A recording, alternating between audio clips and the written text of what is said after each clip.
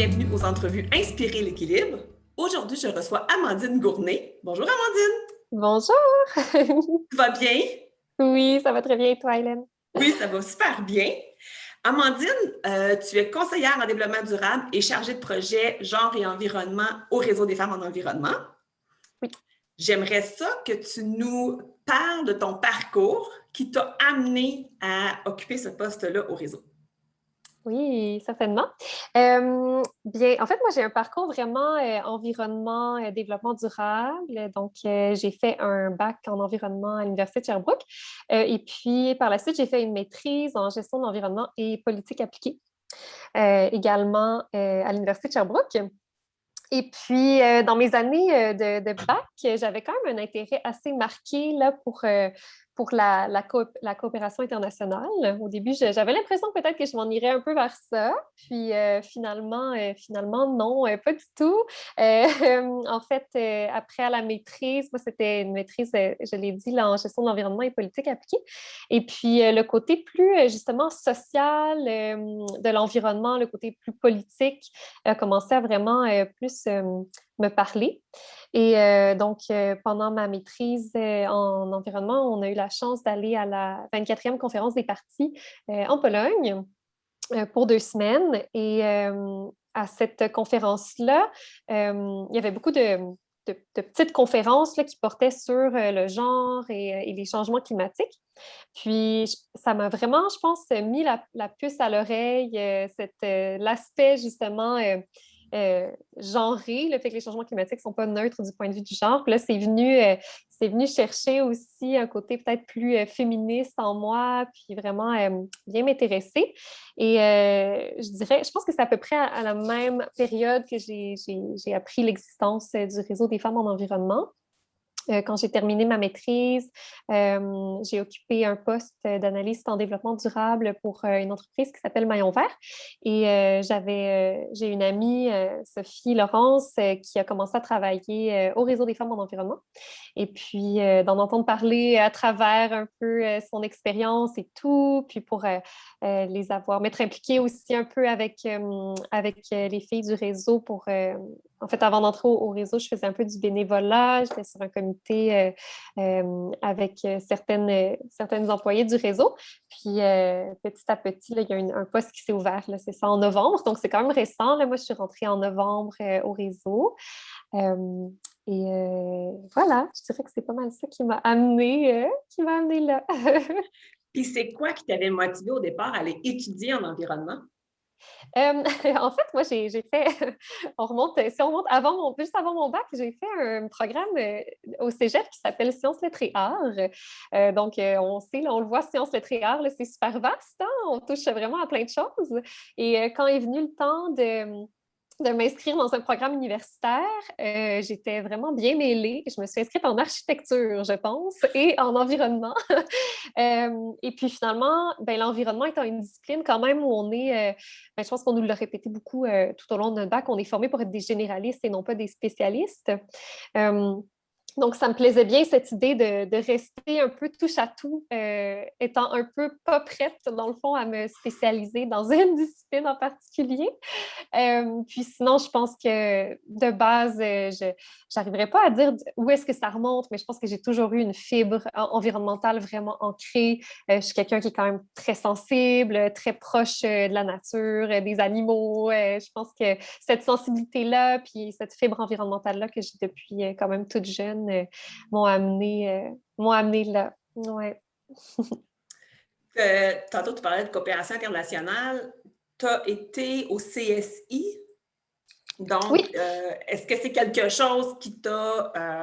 pour ceux qui ne savent pas, c'est le Carrefour de solidarité internationale à Sherbrooke. Donc, Oui. est-ce que tu crois que ça a un lien entre la coopérative internationale et l'environnement? Oui, ben oui, tout à fait. Ben, en fait, c'est ça. Moi, j'ai fait mon stage avec le CSI. Je crois que c'était en 2014. On est parti au Pérou pendant quelques mois. Puis c'était vraiment un projet. déjà, c'était super dépaysant, là, puis c'était vraiment un projet où on travaillait là, de concert avec la communauté locale là-bas pour, pour mettre en œuvre là, certains projets en environnement et tout. Puis c'est sûr que je pense en fait, ce que je me suis rendu compte à ce moment-là, c'est vraiment tous les défis dans ces pays-là, dans des pays où la priorité est vraiment pas l'environnement finalement, parce que quand tu dois te préoccuper en premier lieu d'avoir un toit au-dessus de ta tête puis de pouvoir nourrir ta famille, ben, l'environnement souvent a comme un rôle de deuxième plan. Donc c'était assez confrontant quand même comme expérience pour ça. Mais oui, c'était super intéressant. Puis par la suite, je crois, le deuxième stage que j'ai eu à faire pour le baccalauréat, là, on était parti en Tanzanie cette fois-là, encore en environnement, mais cette fois-ci plus agriculture. Donc, c'était vraiment plus axé à agriculture écologique. Mais, euh, mais c'est ça. Je ne sais pas si ça répond bien à ta Oui, oui, question. ben, c'est ça. En fait, c'est par tes stages, mais c'est pour des. Puis tu me disais, le bac est vraiment large. Ouais. Donc, ça vous permet de découvrir qu'est-ce qui se passe dans d'autres pays. Oui, Puis que finalement, il y a des défis qui sont très différents des nôtres. oui, oui, vraiment, vraiment, ouais. Amandine, lors de tes études universitaires, tu as écrit un essai. Hmm. Donc, j'aimerais ça que tu nous en parles parce que quand même, il a été publié, puis c'est quand même, de ce que je connais, c'était pas un sujet qui était encore très touché. Donc, Oui, tout à fait. Donc, mon essai, c'est un essai sur écoféminisme et voix autochtones. C'était un peu, je savais, en fait, ce qui m'a amené vraiment à vouloir écrire cet essai-là, c'est vraiment l'écoféminisme. L'écoféminisme, c'est une théorie que j'avais commencé à en entendre parler un peu à travers les branches. Je pense que j'avais assisté au lancement d'un livre québécois là, qui est Faire partie du monde, des éditions du Remue-Ménage. Puis à partir de là, on dirait, ben, puis là, comme je le disais tout à l'heure aussi, durant ma maîtrise, quand j'ai participé à la COP, d'avoir un peu de me familiariser avec des questions de genre et de climat. Ben, ça m'a comme un peu amené à m'intéresser à ce concept-là qui est l'écoféminisme. Puis ce que je voulais explorer un peu dans mon essai, c'est quelle perspective, dans le fond, l'écoféminisme peut apporter quand on parle d'adaptation au changement climatique. Euh, et donc, j'y ai ajouté, il y a une partie de mon essai qui est consacrée là, aux voix autochtones, parce que je pense que au Canada, là, je pense que c'est super, comment dire, c'est super important d'en parler. C'est quelque chose qui me fascine beaucoup. J'ai jamais travaillé directement avec des communautés autochtones, mais je suis quand même très, très fascinée par plusieurs choses, là, notamment une relation différente que ces personnes-là entretiennent avec leur environnement, mais aussi le fait que c'est des populations qui sont très désavantagées quand on pense au changement climatique. C'est des personnes qui sont souvent beaucoup plus vulnérables. Et c'est souvent sur leur territoire aussi qu'on veut faire passer des projets qui peuvent être qui peuvent compromettre notre environnement, là, comme des projets pétroliers, par exemple. Euh, donc, euh, donc, c'est ça, mon essai essayait un peu de tisser des liens entre tout ça pour un peu trouver des nouvelles façons de changer un peu le discours qu'on entretient vis-à-vis de l'environnement. Je pense qu'on a tendance encore beaucoup à appréhender les changements climatiques comme quelque chose de plus technique, scientifique. Euh, et encore peu, je trouve, en termes de... Ben, ça vient quand même, là, mais en termes de justice sociale, de droits humains et tout. Puis je trouvais que la lunette écoféministe là, était vraiment intéressante pour un peu explorer tout ça. Là. puis, justement, quand tu parlais des Autochtones, ils sont beaucoup touchés par tous les changements climatiques, etc. Puis, mais pas à quel point, mais c'est quoi le plus grand enjeu qu'ils rencontrent, en fait? Je dirais que les communautés nordiques en général font face quand même à des... en fait, je pense que ça tient un peu de leur dépendance, en fait, leur proximité peut-être justement avec leur environnement naturel. des populations qui traditionnellement sont plus, je dirais peut-être plus près de la nature. Là, après, je veux pas... c'est super délicat là, de, de parler de ces questions-là, on dirait, de nos jours. Là. Je ne veux pas non plus mettre tout le monde dans le même panier et tout, mais globalement, des recherches que j'ai faites, puis un peu de ce que j'essayais d'aborder dans mon essai, c'est un peu comment les modifications du climat dans ces régions-là viennent directement compromettre la capacité de certaines populations, certaines communautés de subvenir à leurs besoins, donc que ce soit des impacts au niveau de une modification de la distribution des petites baies ou de la distribution des mammifères, dans le fond, ou simplement des changements dans l'abondance de la neige, etc., qui peuvent venir compromettre les activités de subsistance, des activités plus traditionnelles, puis leur déplacement. Puis souvent, c'est aussi des communautés qui sont vulnérables de par le fait qu'elles sont plus éloignées. Donc, plus éloignées, donc plus isolées aussi, dans des régions qui sont plus difficilement accessibles, un climat qui est plus rude, puis des infrastructures, des fois, qui sont un peu plus inadéquates là, qu'ailleurs. Et puis, en fait, c'est que ça me permettait de faire le lien avec les femmes puis l'écoféminisme parce que on se rend compte que les femmes autochtones sont souvent quand même au front des luttes pour la préservation de leur environnement, que ce soit au nord comme au sud. Là, je pense qu'on a eu quand même des beaux exemples dernièrement de femmes dans certains pays d'Amérique latine, par exemple, ou des pays du Sud, où là, on voit des mobilisations par rapport à des projets, justement, que ce soit des projets miniers, des projets pétroliers. On se rend compte que les femmes, en étant plus vulnérables au changement climatique, puis à la pollution environnementale, ben, ça les place aussi en position de revendication, puis d'être en même temps en ligne de front, dans le fond, des luttes pour l'environnement. Donc, les deux se rejoignent. En fait, les revendications ne sont pas nécessairement les mêmes, mais le fait que les femmes sont touchées puis que les Autochtones sont touchés, bien, ça se rejoint en fait. Oui. Puis j'aime beaucoup, je l'avais cité dans mon essai parce que j'aime beaucoup, je crois que c'est Kathy Cook qui disait quelque chose comme, elle disait en anglais, We as women are the landfill. Landfill comme dépotoir, là. Puis je trouvais ça super visuellement, ben, super poignant parce que les femmes, en fait, sont plus, je ne sais pas comment dire, mais par exemple, quand on pense à la pollution environnementale, une pollution qui peut migrer dans la chaîne alimentaire, bien souvent, on se rend compte que ça se retrouve dans nos tissus adipeux. Puis les femmes, la façon de se débarrasser, que le corps se débarrasse de ces polluants-là, souvent, c'est à travers deux choses, c'est à travers l'allaitement ou dans le placenta. Puis donc, les femmes voient, de par aussi leur statut de mère, puis le souci pour les générations futures, mais dans le fond, la pollution à laquelle on est exposé là, sur nos territoires, c'est aussi quelque chose qu'on risque de passer à nos enfants puis à nos petits-enfants. Puis je pense que d'ailleurs, ce rôle-là de mère ou même le rôle traditionnel plus justement de subvenir aux besoins de sa famille et tout, ça les place en position d'autant plus de préoccupation, en fait, par rapport à la dégradation de l'environnement.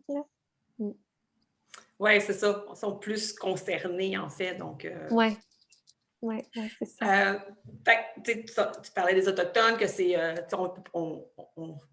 On les met pas tous dans le même panier et tout, mais en tant que non-autochtone, la meilleure chose à faire, c'est être des alliés, c'est de s'informer. Donc, ton essai, est-ce que c'est disponible où? On peut le trouver sur le site du Centre universitaire de formation d'environnement, mais en fait, je crois que c'est même sur Savoir U2S. OK, parfait. On peut le trouver en ligne.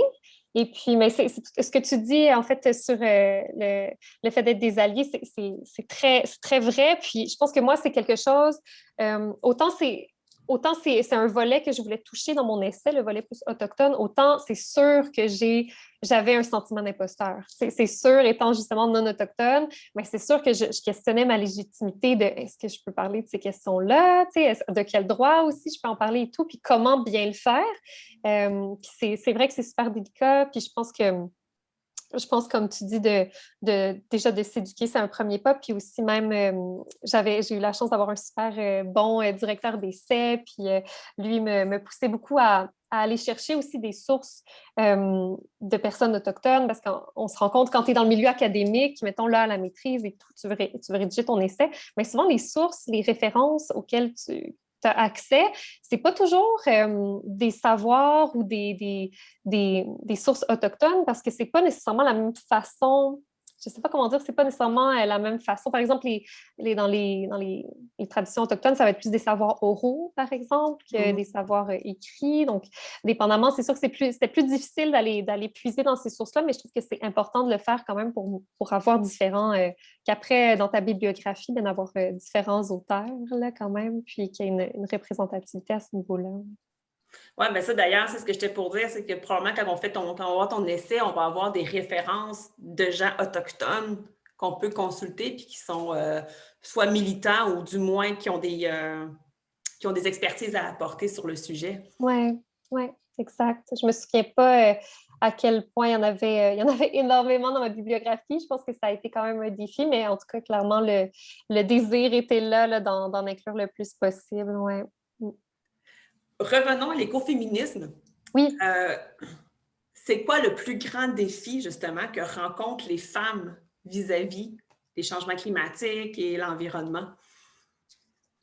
Ben, le plus grand défi, c'est une bonne question.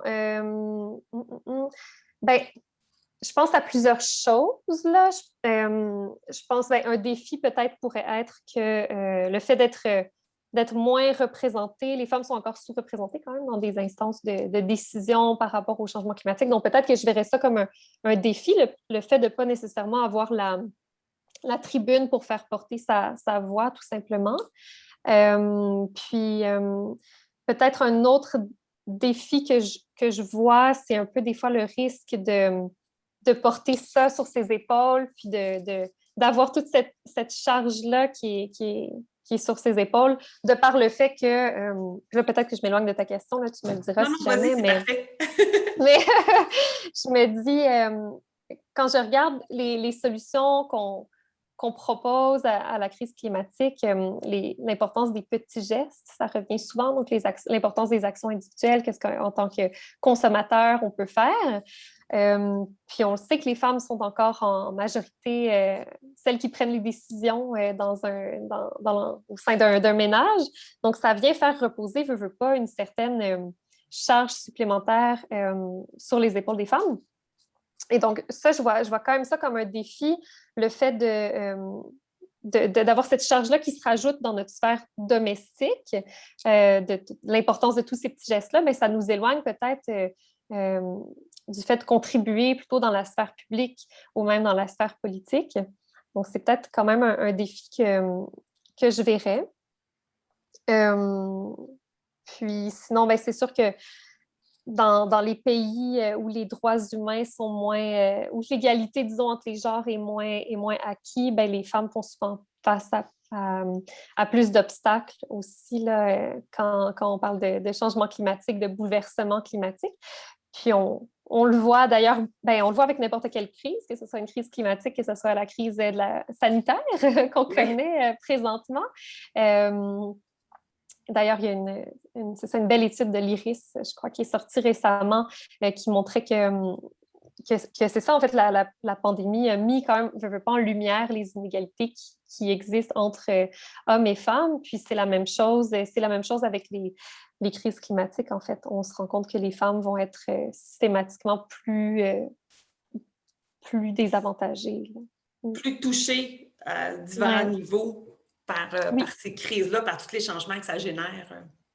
Oui, c'est ça. Oui, oui, vraiment. Puis même quand j'ai commencé à m'intéresser à la question, j'avais plutôt l'impression que je pensais souvent aux femmes des pays qu'on dit du Sud. Là, j'aime pas énormément l'expression. Je n'ai pas encore trouvé de façon de l'appeler autrement, mais quand je pensais aux impacts des changements climatiques sur les femmes, je pensais souvent à ces exemples-là des femmes au Sud qui doivent parcourir une plus grande distance pour aller collecter l'eau, où là, c'est très, très direct, le lien. Mais récemment, puis depuis que je suis au réseau aussi, là, on explore, au réseau, on a quand même vraiment une expertise, justement, genre et les changements climatiques, puis ça m'amène vraiment à mieux comprendre comment, ben, même ici, même au Canada, même dans nos pays, disons, occidentaux, ben, on le voit quand même que les femmes sont plus touchées par certains bouleversements climatiques. Là. Ouais. Il reste encore du travail à faire. Oui, quand on se compare, c'est différent, mais il reste quand même beaucoup de travail à faire Oui, ici pour cette ouais, égalité-là, entre autres. oui, ouais. Amandine, tu es conseillère, j'ai dit tantôt, en développement durable et chargée de projet genre et environnement au réseau. Tu travailles aussi avec un des Le, projets du con- réseau qui le est le... Conseil québécois? Oui, c'est ça. Oui, le Conseil Donc, québécois des événements éco-responsables, oui. c'est quoi c'est quoi ta tâche principale? C'est quoi tu fais dans cette portion du réseau? Ben, beaucoup de choses. Je dirais que c'est très polyvalent. D'ailleurs, j'adore ça, vraiment. Là, c'est super, c'est super diversifié. Mais moi, je suis surtout, c'est ça. Je dirais que principalement, moi, je suis chargée de projet genre et environnement. Donc, en ce moment, je coordonne un projet auprès des élus municipaux. Donc, un projet qu'on a appelé Élus pour un environnement de qualité. Puis, dans ce projet-là, on veut vraiment outiller les élus sur des questions environnementales pour qu'elles soient plus, je dirais, à même de prendre des décisions éclairées là, par rapport à la protection de l'environnement puis l'adaptation au changement climatique et tout. Donc ça, je dirais que c'est vraiment mon occupation numéro 1. Puis d'ailleurs, tout récemment, là, on s'est alliés, on est devenu partenaire en fait d'une toute nouvelle initiative là, qui s'appelle Viro Vert. Je ne sais pas si tu l'as vu passer. C'est une initiative là, pour mettre au cœur des élections municipales là, de novembre la question environnementale. Euh, donc voilà. Puis sinon, à côté de ça, plusieurs autres tâches, que je ne rentrerai peut-être pas dans les détails, là, mais de l'accompagnement. En ce moment, j'accompagne aussi là, des entreprises dans des démarches d'éco-responsabilité, puis aussi plus le volet justement Conseil québécois des événements éco-responsables. J'accompagne des événements aussi pour des classifications là, selon la norme BNQ là, en organisation d'événements éco-responsables. Mm. Fait que c'est ça, c'est diversifié, c'est merveilleux, mais tu as Oui, quand même un noyau qui est vraiment lié au genre et environnement. oui, oui, exact. Ouais. Amandine, merci beaucoup. C'était vraiment super intéressant. Je trouve vraiment que on parle pas beaucoup des Autochtones dans notre milieu parce que malheureusement, on est encore très cloîtrés dans nos mentalités. Plus qu'on a de gens autour de nous qui vont être autochtones, qui vont être différents, plus qu'on va en avoir, mais il faut aller les chercher. Donc, Oui, avoir ça qui nous vient à nous puis qui nous éveille à ça, merci beaucoup. Moi, je n'ai pas lu encore ton essai, mais c'est dans mes choses que je veux lire parce que c'est un sujet qui m'intéresse beaucoup. Alors, merci beaucoup, merci pour l'entrevue et merci de la job merveilleuse que tu fais. Merci à toi, merci de m'avoir reçu. Ah, ça fait vraiment plaisir. Bye. Bye bye.